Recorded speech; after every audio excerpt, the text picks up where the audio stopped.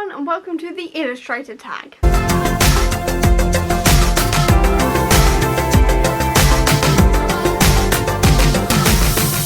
So the Illustrator Tag is all about talking all about your favourite illustrators, because obviously illustrators are such an important part of books and comics and we just do not give them enough credit. So this tag was created to help them sort of give a bit of love to the illustrators, essentially. And before I start, a big shout out to Cara, who did this tag and brought this tag to my attention. I will leave a link to her down below and you should all definitely check her out. The first person I have to talk about is Jay, and he does the artistry for the Sherlock mangas. Now it also says on Goodreads that he's the translator, but I don't know which one's more accurate because it just says artist on these and I can't see anything on here at all saying that he translates it, but it says it on Goodreads, so I am guessing he is the translator.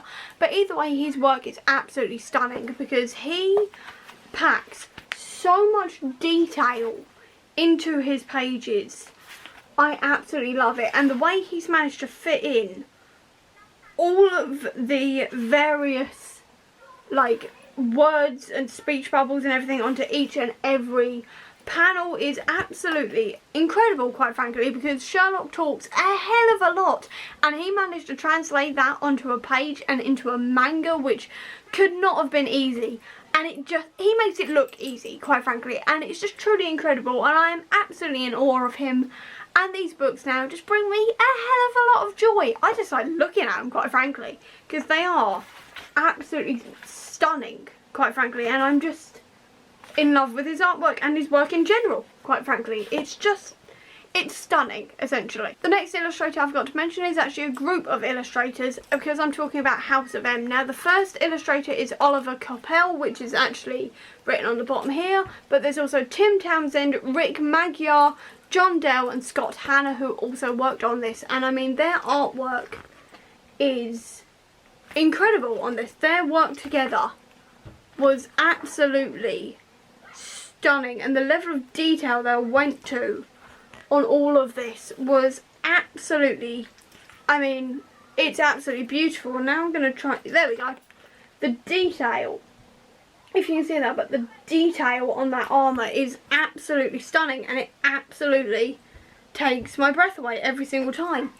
It's just stunning the whole way through, and I'm in love with it, essentially. I am absolutely, completely and utterly in love with it, and it would not be the same comic without them, quite frankly. And I love this stuff so much, it's actually my end screen. So if you look at my end screen at the end of this video, I'm actually flicking through House of M, because while I love the story and Brian Michael Bendis wrote the story, these illustrators really brought it to life, and it is stunning, and I wanted to showcase that, so it is now my end screen. I also have to mention Sana Takeda in this one because she did Monstress. Now while Monstress is not my favourite graphic novel in the world, to be honest I do think it would work better as a novel. I would definitely not have this novel without her illustrations in it, because they are, quite frankly, one of the most beautiful sets of artwork I have ever seen. They are just stunning. It's just, I can't get over how beautiful her artwork is. I also wouldn't be me if I did not mention Scotty Young, because while he is an author, he is also an illustrator. He doesn't illustrate all of his work, but the stuff he does do, I pay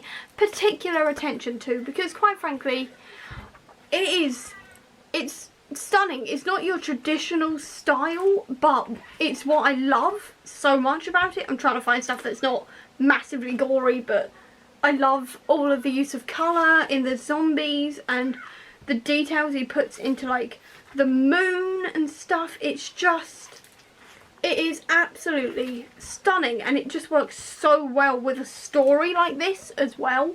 It just complements it perfectly, and I just generally love Scotty's work. If I could have an entire wardrobe just covered in his artwork, I would, essentially. I definitely would.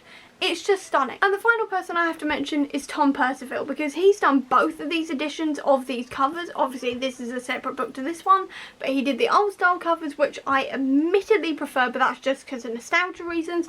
And he's also done these ones, which are still really stunning. I absolutely love them.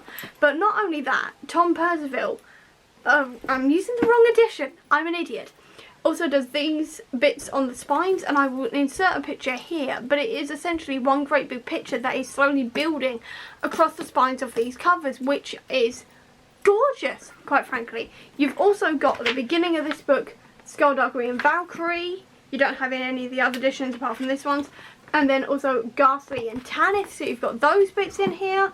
You've also got, as well, at the beginning of each chapter, you've also got an individual drawing as well, like that goes around the first letter of each chapter as well, which is absolutely stunning, and I love it, quite frankly. I absolutely love those elements of these books. But what I also love is the banter between Derek Landy and also Tom Percival, because you can clearly tell that they're friends through the dedications and like that kind of bit of the book, because I know in one of them, I can't remember which one it is and I can't remember the exact wording, but Derek Landy basically says that he could have easily have knocked up the covers for this, but essentially Tom Percival made them so beautiful that he couldn't even try, because they were just so stunning he could never top them.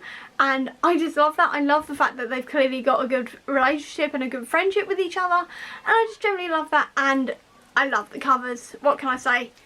I love the covers. And finally, I've just got to give a shout out to the letterers of the comic world, because the comics would not be comics without the letterers, because obviously they're the ones who are actually putting all of the script into the speech bubbles, into the text boxes and everything else, and they are so important, because obviously they're the ones who are conveying everything through font, and that has got to be so difficult, and quite frankly, I really admire their work. I think they are geniuses. And that is the end of the Illustrators tag, so I hope you enjoyed this video. If you did, please do give me a thumbs up. Comment down below with some of your favourite illustrators. I'd love to know.